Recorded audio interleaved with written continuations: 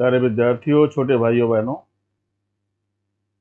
आज हम लोग चर्चा करेंगे 19 नवंबर 2022 के करंट अफेयर्स के बारे में। प्यारे विद्यार्थियों, एसएससी जीडी के एग्ज़ाम बहुत नज़दीक है। बहुत दिनों बाद एक वैकेंसी दिख रही है। ऐसे में मिशन इंस्टीट्यूट सभी विद्यार्थियों को प्री प्रैक्टिस क्लास में आमंत्रित कर रहा है, जिसकी क्लास बहुत जल्दी प्रारंभ होने जा रही है, जिसमें टेस्ट सीरीज भी फ्री अवेलेबल कराई जा रही है और इसका सॉल्यूशन और सारी बातें अवेलेबल होंगी। ऐसे में जो विद्यार्थी मिशन इंस्टीट्यूट से जुड़े हैं या जो जुड़े नहीं हैं, वो सभी आकर के तैयारी का हिस्सा बन सकते हैं। आइए शुरुआत करते हैं आज 19 नवंबर के इतिहास से। 19 नवंबर का इतिहास क्या है, ध्यान देंगे। 1986 को पर्यावरण संरक्षण अधिनियम लागू हुआ। 1951 में अमेरिका ने नेवादा में परमाणु परीक्षण किया। 2006 में भारत ने परमाणु ऊर्जा और यूरेनियम सप्लाई के लिए ऑस्ट्रेलिया का समर्थन मांगा। 1997 में आज 19 नवंबर के दिन कल्पना चावला अंतरिक्ष में जाने वाली पहली भारतीय महिला बनी। बहुत ही इंपॉर्टेंट पॉइंट है, ध्यान रखिएगा। और सन 1828 ईस्वी में हमारी प्रथम स्वतंत्रता संग्राम 1857 की स्वतंत्रता संग्राम सेनानी वीरांगना रानी लक्ष्मीबाई जी का जन्म हुआ, जिन्हें हम मनु नाम से भी जानते हैं। वाराणसी में इनका जन्म हुआ है। ये भी क्वेश्चन एक आध बार पूछा गया है, ध्यान रखिएगा। 19 नवंबर से संबंधित करंट अफेयर्स क्या है, इन विषयों पर हम लोग चर्चा करने चल रहे हैं, ध्यान दीजिएगा। हरियाणा में 19 नवंबर से 6 दिसंबर तक कुरुक्षेत्र में अंतर्राष्ट्रीय गीता महोत्सव का आयोजन किया जा रहा है। राष्ट्रपति महामहिम श्रीमती द्रौपदी मुर्मू पवित्र गीता के इस भव्य उत्सव में शामिल होंगी और ब्रह्म सरोवर में गीता यज्ञ में भाग लेंगी। पूरे देश के मूर्तिकारों द्वारा बनाई गई 21 विशेष पत्थर की मूर्तियां महाभारत और गीता के विषयों पर आधारित हैं। कुरुक्षेत्र विश्वविद्यालय में राष्ट्रपति द्वारा 3 दिवसीय अंतर्राष्ट्रीय गीता संगोष्ठी का भी उद्घाटन किया जाएगा। हरियाणा के सीएम ने यह भी कहा कि कुरुक्षेत्र में लगभग 250 करोड़ रुपए की लागत से 6 संग्रहालय स्थापित किए जाएंगे, जहां महाभारत और गीता के एपिसोड डिजिटल रूप में प्रकाशित होंगे। तो ये 19 से 6 दिसंबर के बीच में आयोजन हो रहा है गीता महोत्सव का, ध्यान रखिएगा। दूसरी बड़ी न्यूज है, सी विजिल 2022 का तीसरा संस्करण तटीय रक्षा अभ्यास के हिस्से के रूप में पूर्वी समुद्र तट पर शुरू हुआ। यह अभ्यास भारत के विशेष आर्थिक क्षेत्र को कवर करते हुए देश की 7,516 किलोमीटर लंबी तटरेखा के साथ किया जाएगा। इसमें मछली पकड़ने और तटीय समुदायों सहित सभी तटीय राज्य, केंद्र शासित प्रदेश और अन्य समुद्री हितधारक शामिल होंगे। यह अभ्यास भारतीय नौसेना द्वारा भारतीय तटरक्षक और समुद्री गतिविधियों से संबंधित मंत्रालयों के समन्वय से किया जा रहा है। अगली सूचना क्या है, ध्यान दें इस पर। युवा मामले और खेल मंत्रालय ने राष्ट्रीय खेल पुरस्कार 2022 का ऐलान किया है। परीक्षा के लिए क्वेश्चन यहां से बन सकता है। इसमें table tennis star Achanta Sharath Kamal को सर्वश्रेष्ठ मेजर ध्यानचंद खेल रत्न पुरस्कार 2022 देने की घोषणा की गई है। इस बार अचंता शरत कमल यह पुरस्कार पाने वाले एकमात्र खिलाड़ी हैं। शरत कमल को बर्मिंघम में आयोजित 2022 के राष्ट्रमंडल खेलों में शानदार प्रदर्शन करने के लिए यह पुरस्कार दिया गया है, जहां उन्होंने 3 स्वर्ण सहित 4 पदक जीते थे। प्यारे विद्यार्थियों, जिन्होंने अभी तक मिशन इंस्टीट्यूट प्रयागराज के चैनल को सब्सक्राइब नहीं किया है, प्लीज सब्सक्राइब कर लें, बेल आइकन को प्रेस कर दें और हमारी अगर बातें आप तक जा रही हैं, समझ में आ रहा है, तो उसे शेयर भी कर दें ताकि आपके जैसे अन्य विद्यार्थियों तक बातें पहुंच सकें। प्यारे विद्यार्थियों, हम एसएससी जीडी के लिए एक प्रैक्टिस बैच ला रहे हैं, जिसका उद्देश्य है 100% सफलता। ये अभी ऑफलाइन प्रोग्राम के अंतर्गत चीजें हो रही हैं, जिसमें सारे चैप्टर्स को क्लियर किया जाएगा और साथ ही साथ टेस्ट सीरीज कंडक्ट कराई जाएगी, जिससे उनकी परेशानियां, उनकी समस्याओं का समाधान हो सके। ऑफलाइन के बाद ऑनलाइन में भी हम टेस्ट सीरीज प्रोवाइड कर रहे हैं, और इसके लिए आपको हमारे मिशन इंस्टीट्यूट प्रयागराज के नाम से गूगल प्ले स्टोर पर जो हमारा एप्लीकेशन है उसे डाउनलोड करना होगा। जब आप उसे डाउनलोड कर लेंगे तो उसमें टेस्ट सीरीज हम आपको अवेलेबल कराएंगे, और उसका सॉल्यूशन भी हम ऑनलाइन ही आपके सामने करेंगे, ताकि समस्याओं को बेहतर तरीके से समाधान के रूप में लाया जा सके। प्यारे विद्यार्थियों, अगली खबर क्या है? पाकिस्तान और बांग्लादेश G7 ग्लोबल सीड पहल से धन प्राप्त करने वाले देशों में पहले होंगे।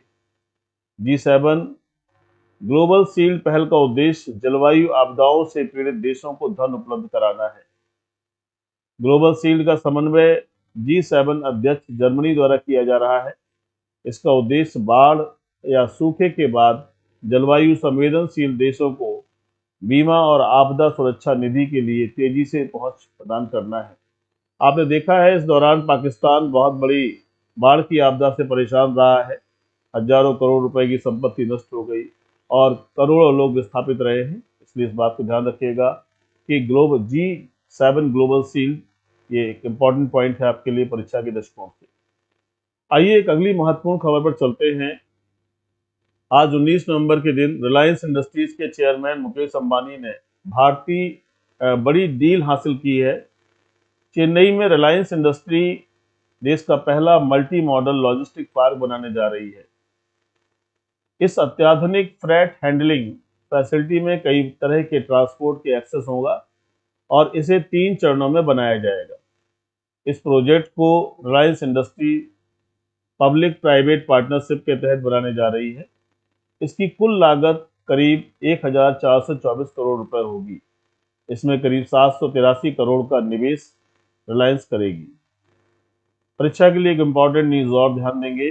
देश की सबसे बड़ी दूर संचार सेवा प्रदाता रिलायंस जियो को सबसे मजबूत दूर संचार ब्रांड चुना गया है। ये परीक्षा के लिए इम्पोर्टेंट क्वेश्चन हो सकता है, ध्यान रखिएगा इसको। प्यारे विद्यार्थी, जिन्होंने अभी तक मिशन इंस्टीट्यूट प्रयागराज के चैनल को सब्सक्राइब नहीं किया है, उसे सब्सक्राइब कर लें, लाइक कर दें, शेयर कर दें और कमेंट करके जरूर हमें बताइए कि हमारी बातें आप तक आसानी से पहुंच रही हैं या नहीं। आने वाले समय में हम बहुत ही अपग्रेडेड फॉर्म में आपके पास आने वाले हैं और बहुत सारी परीक्षाओं के प्रश्नों को लेकर आने वाले हैं, ताकि हम आपके साथ जुड़ सके, आपको बहुत सारी सुविधाएं और बहुत सारे अच्छे प्रश्नों के आंसर और व्याख्या भी दे सके। आइए अगले सूचना पर हम लोग चलते हैं। सड़क परिवहन और राजमार्ग मंत्रालय ने 16 केंद्रीय मंत्रालयों के साथ देश भर में मल्टी मॉडल कनेक्टिविटी और लास्ट माइल कनेक्टिविटी को बेहतर बनाने के लिए काम शुरू किया है। इसे अक्टूबर 2021 में लॉन्च किए गए पीएम गति शक्ति राष्ट्रीय मास्टर प्लान के तहत प्रधानमंत्री के दृष्टिकोण के अनुरूप शुरू किया गया है। सड़क परिवहन और राजमार्ग मंत्रालय देश में 35 मल्टी मॉडल लॉजिस्टिक पार्क स्थापित कर रहा है, जिनमें से 15 अगले 3 वर्ष में स्थापित किए जाएंगे। आइए अगली खबर की तरफ चलते हैं, जिसका एक क्वेश्चन यहाँ से भी इम्पोर्टेंट है। भारत द्वारा COP27 शर्म अल शेख में, ध्यान रखिएगा इसका आयोजन शर्म अल शेख में हो रहा है, में इन आवर लाइफ टाइम अभियान की शुरुआत की गई है। यह पर्यावरण, वन और जलवायु परिवर्तन मंत्रालय और संयुक्त राष्ट्र विकास कार्यक्रम के तहत प्राकृतिक इतिहास के राष्ट्रीय संग्रहालयों की संयुक्त पहल है। इसका मकसद 18 से 23 वर्ष की आयु के युवाओं को टिकाऊ जीवन शैली का संदेश वाहक बनने के लिए प्रोत्साहित करना है। साथ ही यह अभियान विश्व के पर्यावरण संरक्षण की पहल करने वाले युवाओं को पहचानने की भी पहल करता है। एक इंपॉर्टेंट वर्ड जो कॉलिंस डिक्शनरी की तरफ से आया है, ध्यान दीजिएगा। प्यारे विद्यार्थियों, जिन्होंने अभी तक मिशन इंस्टीट्यूट के चैनल को सब्सक्राइब नहीं किया है, प्लीज सब्सक्राइब कर लीजिए, ताकि हम और आप साथ मिलकर जीवन पथ पर आगे बढ़ सके, एक दूसरे से जुड़ सके। अगली न्यूज ध्यान देंगे। कॉलिंस डिक्शनरी ने परमा क्राइसिस को साल 2022 के लिए वर्ड ऑफ द ईयर चुना है। ध्यान दीजिएगा, कॉलिंस डिक्शनरी ने परमा क्राइसिस को साल 2022 के लिए वर्ड ऑफ द ईयर चुना है। इसके अलावा कॉलिंस डिक्शनरी ने 9 दूसरे शब्दों को भी वर्ड ऑफ द ईयर के रूप में चुना। परमा क्राइसिस लगातार चल रहे उथल पुथल के युग में रहने का वर्णन करता है। कॉलिंस डिक्शनरी इसे अस्थिरता और असुरक्षा की विस्तारित अवधि के रूप में परिभाषित करता है। उथल पुथल का वर्ष रहा है, इसलिए इस वर्ड को उन्होंने वर्ड ऑफ द ईयर के रूप में चुना है। प्यारे विद्यार्थियों, हम लोगों ने आज की न्यूज को पढ़ने का कार्य किया। अब इससे जुड़े हुए कुछ प्रश्न हैं जिनके बारे में हम लोग चर्चा करने जा रहे हैं, जिनका आंसर भी आपको सामने ही दिख रहा है और आप तक सारी चीजें सामने ही पहुंच रही हैं। मिशन इंस्टीट्यूट प्रयागराज के चैनल को सब्सक्राइब कर लीजिए, बेल आइकन को प्रेस कर लीजिए। मिशन इंस्टीट्यूट प्रयागराज के नाम से हमारा टेलीग्राम चैनल भी है, उसे आप ज्वाइन कर लीजिए ताकि इसका पीडीएफ आपको आसानी से मिल सके। हमारी कोचिंग का हेल्पलाइन नंबर है 9919518485। आइए आज के महत्वपूर्ण प्रश्नों पर चर्चा करते हैं, उनके आंसर्स के साथ में, उनकी व्याख्या के साथ में। पहला क्वेश्चन है, महिला उद्यमिता दिवस हर साल कब मनाया जाता है? इसके कई ऑप्शंस हैं, 15 नवंबर, 17 नवंबर, 19 नवंबर, 20 नवंबर। इसका सही आंसर है आपका सी, 19 नवंबर। महिला उद्यमिता दिवस हर साल 19 नवंबर को मनाया जाता है। पहला उद्यमिता दिवस 2014 को मनाया गया था। ध्यान रखिएगा, अगर ऐसा कोई क्वेश्चन पुटअप होता है तो इन बातों को भी दिमाग में रखना पड़ता है कि कैसे क्या हुआ। महिला उद्यमिता दिवस का आयोजन महिला उद्यमिता दिवस संगठन द्वारा किया जाता है। महिला उद्यमिता दिवस का उद्देश्य है व्यवसाय में महिलाओं का समर्थन करना। ध्यान दीजिएगा, इसका उद्देश्य क्या है? व्यवसाय में महिलाओं का समर्थन करना, ताकि महिलाएं भी हमारी आर्थिक भागीदारी का हिस्सा बने। आर्थिक समृद्धि ही उन्हें सशक्तिकरण की तरफ ले जाएगी। इसलिए इस महिला उद्यमिता दिवस का बहुत बड़ा महत्व है। अगले क्वेश्चन की तरफ हम आते हैं। क्वेश्चन नंबर 2 पर, अंतर्राष्ट्रीय पुरुष दिवस हर साल कब मनाया जाता है? देखिए, महिला दिवस मनाया जाता है तो इसी प्रकार से पुरुष दिवस भी मनाया जाता है। तो पुरुष दिवस कब मनाया जाता है? इसके ऑप्शन भी 18 नवंबर, 19 नवंबर, 21 नवंबर है। इसका आंसर है आपका बी, यानी 19 नवंबर को मनाया जाता है। ये आज के करंट पर आधारित प्रश्न है। 10 प्रश्न करंट पर आधारित होते हैं, इसलिए हमें उनको ध्यान देना है।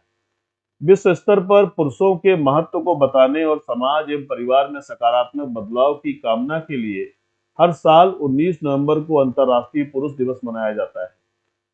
इस दिवस को बढ़ावा देने और लोगों का ध्यान आकर्षित करने के लिए सार्वजनिक सेमिनार, एक्टिविटीज, पैनल चर्चा, लेक्चर सहित पुरस्कार समारोह और कला प्रदर्शनियों का आयोजन किया जाता है। तो ये 19 नवंबर अंतर्राष्ट्रीय पुरुष दिवस के रूप में है। ध्यान रखिएगा, अंतर्राष्ट्रीय महिला दिवस, अंतर्राष्ट्रीय पुरुष दिवस, ऐसे प्रश्न अक्सर परीक्षाओं में पूछे जाते हैं, इसलिए इसको याद रखिएगा। ठीक है, इसका लोगो भी आपके सामने निकल करके आ रहा है। आइए आगे चलते हैं, हम लोग देखें क्वेश्चन नंबर 3 की तरफ। हाल ही में कब से कब तक नागरिक धारणा सर्वेक्षण 2022 आयोजित किया जाएगा? तो उसके लिए 1 नवंबर से 15 नवंबर, 3 नवंबर, 17 नवंबर, 5 नवंबर से 20 नवंबर, 9 नवंबर से 23 नवंबर। इसका आंसर है डी, आपका 9 नवंबर से 23 नवंबर तक।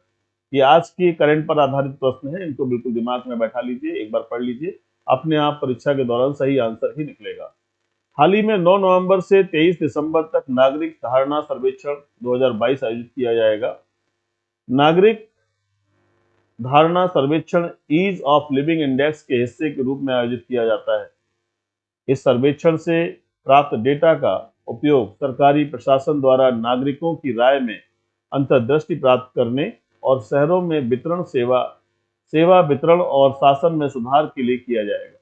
तो आपको ये डेट याद रखनी है, 9 नवंबर से 23 नवंबर।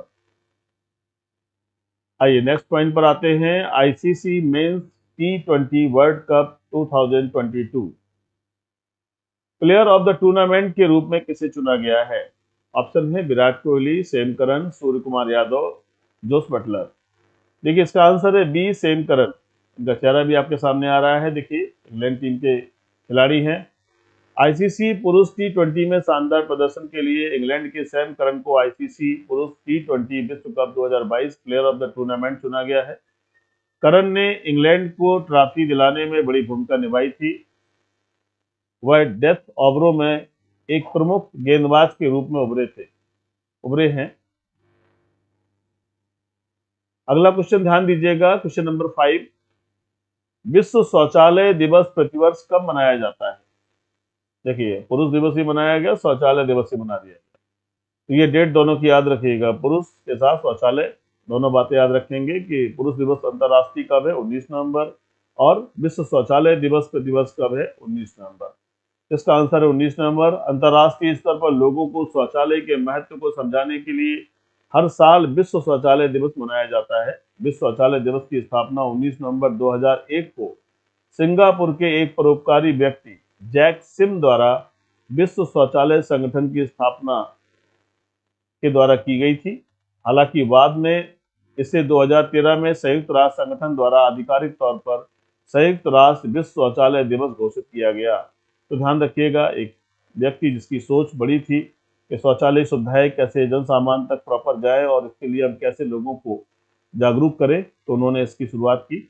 ध्यान रखिएगा 19 नवंबर विश्व शौचालय दिवस प्रतिवर्ष कब मनाया जाता है? आंसर होगा 19 नवंबर।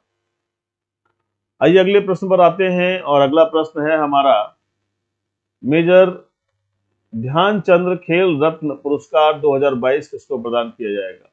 अभी हमने चर्चा किया था जब करंट अफेयर्स से बात कर रहे थे।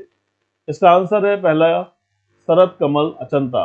मेजर ध्यानचंद खेल रत्न पुरस्कार 2022 टेबल टेनिस खिलाड़ी शरद कमल को प्रदान किया जाएगा। वह एक भारतीय पेशेवर टेनिस खिलाड़ी हैं जो 10 बार सीनियर नेशनल चैंपियन बनने वाले खिलाड़ी भी हैं। 2019 में अचंता को भारत के चौथे सर्वोच्च नागरिक पुरस्कार पद्मश्री से भी सम्मानित किया गया है। तो ये अचंता जी हैं जिन्हें मेजर ध्यानचंद खेल रत्न पुरस्कार सम्मानित किया जा रहा है। अगला क्वेश्चन है क्वेश्चन नंबर 7। हाल ही में किस राज्य ने ICCR के साथ समझौता किया है? इसका आंसर है सी, बिहार। बिहार राज्य सरकार के कलाकारों, हस्तशिल्प और कई अन्य जातीय कलाओं को अंतर्राष्ट्रीय प्रदर्शन दिलाने की मदद करने के लिए ICCR के साथ एक समझौता ज्ञापन पर हस्ताक्षर किया है। विभाग अब समझौता ज्ञापन के बाद आने वाले महीनों में दुनिया भर में आयोजित होने वाली लाइव कला और विरासत प्रदर्शन का एक कैलेंडर तैयार कर रहा है। क्वेश्चन नंबर 8 पर आ जाइए। खसरा रोग, देखिए बड़ा चर्चा का विषय बना हुआ है इस समय। खसरा रोग किसके कारण होता है? कई ऑप्शंस हैं, कवक, विषाणु, बैक्टीरिया, प्रोटोजोआ। इसका आंसर है बी, विषाणु। खसरा रोग विषाणु के कारण होता है। मुंबई इस समय खसरे के प्रकोप को महसूस कर रहा है। खसरा एक अत्यधिक संक्रामक वायरल बीमारी है जो ज्यादातर बच्चों को प्रभावित करती है। खसरे का कोई विशिष्ट उपचार नहीं है, लेकिन बीमारी से सुरक्षित रहने के लिए एक टीका खसरा रुबेला वैक्सीन उपलब्ध है। खसरा खांसने, छींकने या प्रभावित व्यक्ति के सीधे संपर्क से फैल सकता है। प्यारे विद्यार्थियों, छोटे भाइयों बहनों, अगर अभी तक आपने हमारे चैनल को सब्सक्राइब नहीं किया है तो प्लीज सब्सक्राइब कर लीजिए, हमारे साथ जुड़िए। आने वाले समय में SSC GD को लेकर एक प्रैक्टिस प्रोग्राम हम लोग ला रहे हैं और जिसकी एक टेस्ट सीरीज कराने जा रहे हैं। इसलिए आप हमारा एप्लीकेशन है mission institute Prayagraj, Google play store से जाकर के उसे डाउनलोड कर लीजिए और उसे ज्वाइन कर लीजिए ताकि हमारी टेस्ट सीरीज का भी आप हिस्सा बन सके। आइए अगले प्रश्न की तरफ हम बातचीत कर रहे हैं। जिन बच्चों को अभी तक PDF अवेलेबल नहीं हो रहा है वो मिशन इंस्टीट्यूट प्रयागराज के नाम से हमारा टेलीग्राम चैनल भी है, उसे ज्वाइन कर सकते हैं। वहां पर अभी से लेकर पिछले साल भर की पूरी PDF पड़ी हुई है, पूरा करंट अफेयर पड़ा हुआ है। परीक्षाओं में लगभग 6 माह पुराना तक पूछा जाता है और वो आपको इजिली वहां से मिल जाएगा। आइए क्वेश्चन नंबर 9 की तरफ चलते हैं। कौन सा देश भूजल संसाधन का सबसे बड़ा उपयोगकर्ता बन गया है? देखिए, भूजल संसाधन का सबसे बड़ा उपयोगकर्ता, बहुत अच्छा प्रश्न है, वेरी इंपॉर्टेंट क्वेश्चन है, आप इसे जरूर याद रखिएगा। भारत, जापान, अमेरिका, चीन, इसमें से आंसर इसका है भारत। भारत में पिछले 50 वर्षों में बोरवेल, जो ट्यूबवेल लगाए जाते हैं, बोरवेल की संख्या 10 लाख से बढ़कर 20 मिलियन हो गई है, जिससे भारत दुनिया में भूजल का सबसे बड़ा उपयोगकर्ता बन गया है। Central ground water board of India का अनुमान है कि लगभग 17% भूजल ब्लॉकों की आवश्यकता से अधिक दोहन किया जा रहा है। ये एक बड़ी ही नेगेटिव बात है कि हम जिस पानी को हजारों वर्षों से जमीन के अंदर पड़ा हुआ है उसे हम अनावश्यक में बर्बाद करते हैं। तो मैं आप सबसे भी निवेदन करूंगा कि करंट पढ़ने के साथ साथ हम पानी की जितनी आवश्यकता है उतना उपयोग करें ताकि हम जल को बचा सके, जल के दोहन को हम सही दिशा में ले जा सके। फिलहाल आज का लास्ट प्रश्न क्या है, ध्यान दीजिएगा। एक बार फिर आपसे चर्चा कर रहा हूं कि जिन विद्यार्थियों ने अभी तक मिशन इंस्टीट्यूट के चैनल को सब्सक्राइब नहीं किया है उसे सब्सक्राइब कर लीजिए। आइए हम लोग देखते हैं आगे। 10वां क्वेश्चन है आपके सामने। भारत में मार्शल लॉ की अवधारणा किस स्रोत से ली गई है?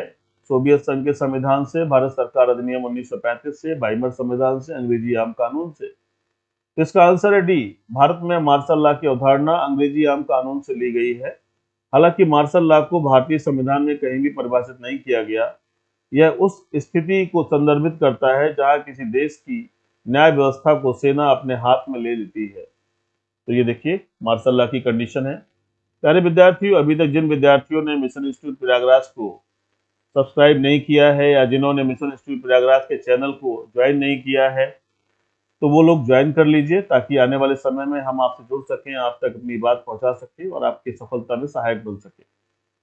प्यारे विद्यार्थियों, हम लोगों ने अभी तक बहुत सारे कदम उठाए जिनमें हजारों विद्यार्थियों के जीवन में सफलता के आयाम बनाने का प्रयास किया, लेकिन हमारा उद्देश्य है कि हम आपकी सफलता में निरंतर इसी प्रकार जुड़े रहें। एसएससी जीडी के लिए एक प्रैक्टिस बैच लाया जा रहा है जिसमें जो भी विद्यार्थी मिशन इंस्टीट्यूट में पढ़े हैं या जो कहीं से भी किसी भी प्रकार से जुड़े हैं या हमसे जुड़ना चाहते हैं, वो निःशुल्क इस प्रोग्राम का हिस्सा बन सकते हैं। और फ्री रजिस्ट्रेशन के लिए संस्था में हमारे जो सभी सहयोगी हैं, हमारे उस पर प्रयत्नशील हैं, आप उनसे संपर्क कर सकते हैं और उस क्लास का हिस्सा बन सकते हैं। 40 डेज का एक प्रोग्राम है जिसमें हम आपकी तैयारी में अंतिम रूप से भागीदारी करने जा रहे हैं। हर हाल में आपको इस परीक्षा में सफल कराने का प्रयास करने जा रहे हैं। ईश्वर आपको सद्बुद्धि दे, जीवन की सफलता के पथ पर आगे बढ़े, अपना ख्याल रखें, सकुशल रहे। जय हिंद।